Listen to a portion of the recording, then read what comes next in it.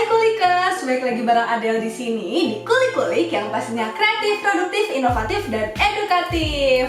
Kulikers, gimana nih kabar Kulikers semua yang ada di rumah? Semoga sehat-sehat semua ya. Nah Kulikers, ada mau nanya nih. Kalau biasanya kalian pergi ke suatu tempat atau mau jalan, kalian pasti nggak bisa lepas dari yang namanya parfum, ya kan? Nah, jadi Kulikers, di episode kali ini kita bakalan ngobrol santai sama salah satu bisnis parfum yang ada di Indonesia, yaitu Wanger.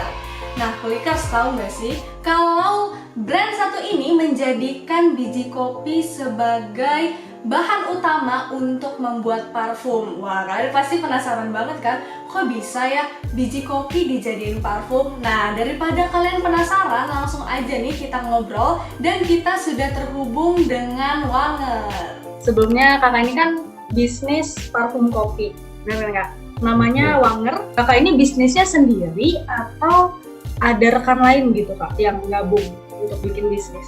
Jadi ide awalnya itu sebenarnya saya sendiri pun bukan brand owner. Nah, namun saya di sini sebagai distributor utama dari brand Wanger. Nah, jadi untuk sistemnya sih sebenarnya kita mainnya berkelompok, Mbak. Ada distributor, ada agen, ada di bawah agen itu ada reseller, dan di bawah reseller itu ada dropship. Karena kita sistemnya bukan untuk bermain sendiri, karena bermainnya berkelompok, ya itu tadi yang menjadikan kayak menjawab tantangan itu di masa pandemi kayak gini kan. Oke, kalau boleh tahu pusat dari Wanger sendiri ini tuh di mana ya? Kalau untuk pusat itu kantor di Jagakarsa, Jakarta Selatan. Cuman kalau untuk produksi pabriknya itu ada di Solo, Mbak, gitu.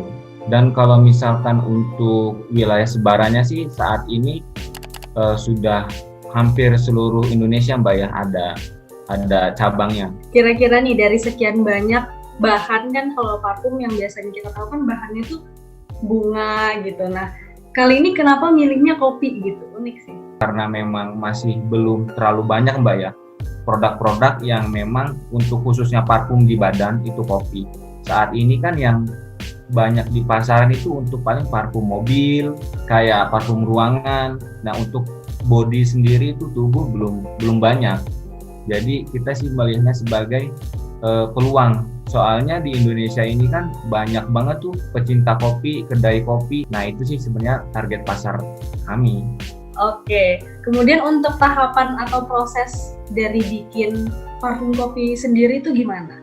Itu memang kita untuk bibitnya impor, Mbak. Cuman untuk negaranya memang kita nggak bisa disebutkan. Kemarin saya sudah tanyakan juga kepada ownernya. Memang kita impor dari luar untuk bibitnya. Jadi tetap memang dari bahan biji kopi juga, Mbak. Kemudian nih, kira-kira yang membuat parfum Wanger ini berbeda gitu dari parfum premium lainnya itu kira-kira apa, Mas? Yang menurutnya berbeda itu tentunya dari segi packaging ya, Mbak. Kalau wangi mungkin bisa dibilang kita baru ada 3 varian aroma ya, Mbak, ya, yang membedakan dengan kompetitor lainnya. Ada cappuccino, ada black coffee, sama ada espresso.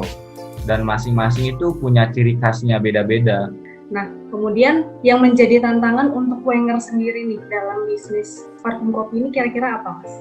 Kalau dari segi tantangan, karena memang qadarullah ya, Mbak, kita launching itu pada saat pandemi. Jadi itu sebenarnya bisa dibilang tantangan sekaligus peluang sih menurut saya pribadi ya.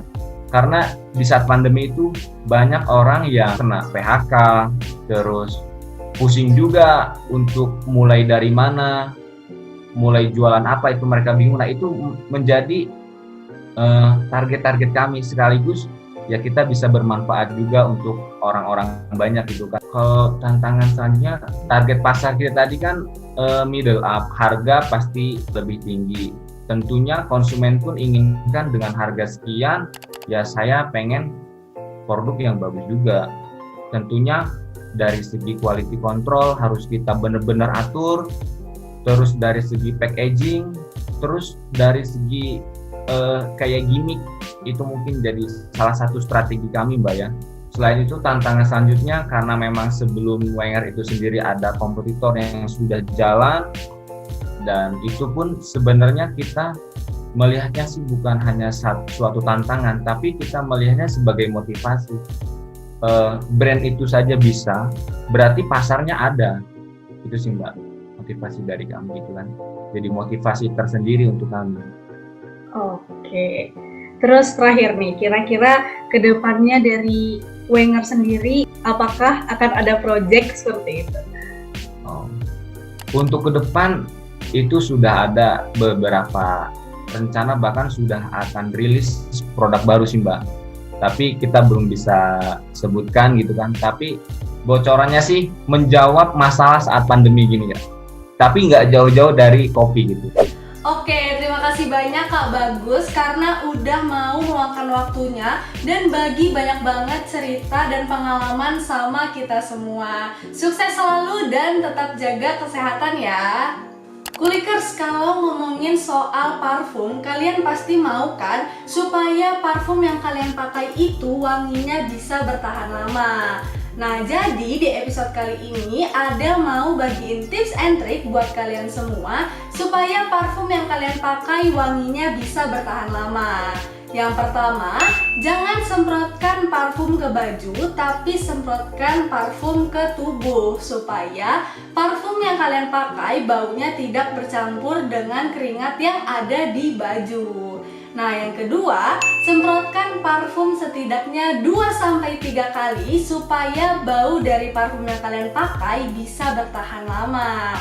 Nah, dan yang ketiga nih Kulikers, kalian juga harus memperhatikan tempat penyimpanan parfum. Jangan berada di bawah sinar matahari langsung atau berada dekat dengan benda-benda yang berbau tajam.